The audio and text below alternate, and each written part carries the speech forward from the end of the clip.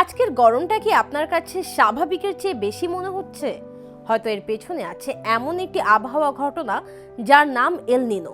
জাতিসংঘের বিশ্ব আবহাওয়া সংস্থা বা WMO সতর্ক করেছে কয়েক সপ্তাহের মধ্যেই শুরু হতে পারে নতুন এক এল নিনো পরিস্থিতি। আর এটি যদি শক্তিশালী হয় তাহলে আগামী কয়েক মাসে বিশ্বজুড়ে আরও বাড়তে পারে তাপমাত্রা, খরা, ভারী বৃষ্টি এবং চরম আবহাওয়ার ঘটনা। সহজ ভাষায় বললে, প্রশান্ত মহাসাগরের মধ্য ও পূর্বাঞ্চলের সমুদ্রপৃষ্ঠের পানি স্বাভাবিকের চেয়ে বেশি উষ্ণ হয়ে উঠলে তাকে এল নিনো বলা হয়।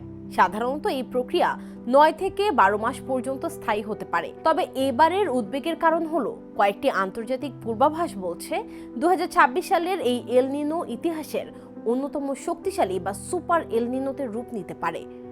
WMO বলছে জুন থেকে অগস্ট পর্যন্ত বিশ্বের অধিকাংশ অঞ্চলে স্বাভাবিকের চেয়ে বেশি তাপমাত্রা দেখা যেতে পারে, আর এই পরিস্থিতিতে নভেম্বর পর্যন্ত স্থায়ী হওয়ার আশঙ্কা রয়েছে।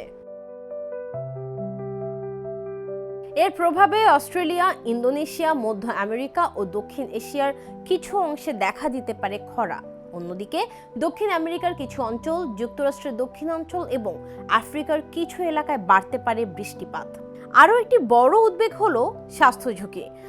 WMOর মহাসচিব সেলেস্তে সাউলোর ভাষায়, প্রচণ্ড তাপ প্রবাহ ইতিমধ্যেই বিশ্বের অন্যতম প্রাণঘাতী জলবায়ু সংকটে পরিণত হয়েছে। এল নিনো এই ঝুঁকিকে আরও বাড়িয়ে দিতে পারে। ফলে বাড়তে পারে তাপজনিত অসুস্থতা, ডেঙ্গুর মতো পতঙ্গবাহিত রোগের বিস্তার এবং খাদ্য ও পানির সরবরাহ ব্যবস্থার উপর চাপ। বিশেষজ্ঞরা বলছেন, এশিয়ার অনেক অঞ্চলে আরও গরম ও শুষ্ক আবহাওয়া দেখা দিলে কৃষি উৎপাদন ক্ষতিগ্রস্ত হতে পারে, যার প্রভাব পড়তে পারে খাদ্যের দাম ও সরবরাহে। এল নিনো সক্রিয় হলে বাংলাদেশের কৃষি, জনস্বাস্থ্য, অর্থনীতি ও বিদ্যুৎ খাতের উপর এর বহুমাত্রিক নেতিবাচক প্রভাব পড়তে পারে।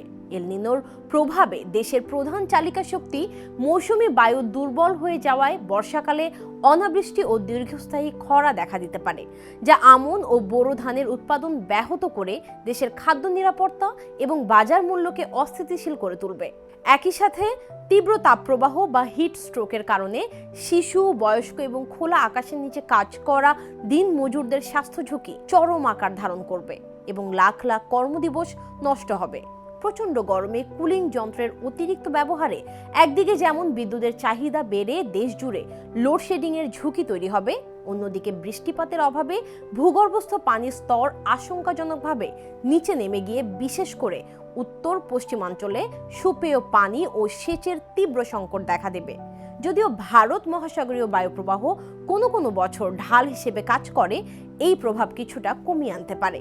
তবুও বিশ্ব আবহাওয়া সংস্থার 2026 সালের পূর্বাভাস অনুযায়ী এল নিনো ও বৈশ্বিক উষ্ণায়নের যৌথ প্রভাবে বাংলাদেশে চরম আবহাওয়া, শ্রম উৎপাদনশীলতা হ্রাস এবং পানিবাহিত রোগের প্রাদুর্ভাব বৃদ্ধির এক বড় আশঙ্কা থেকে যায়। WMO এখনো বলছে এল নিনোর তীব্রতা নিয়ে কিছুটা অনিশ্চয়তা রয়েছে, কারণ সব আবহাওয়া মডেল সমানভাবে শক্তিশালী এল নিনোর পূর্বাভাস দিচ্ছে না।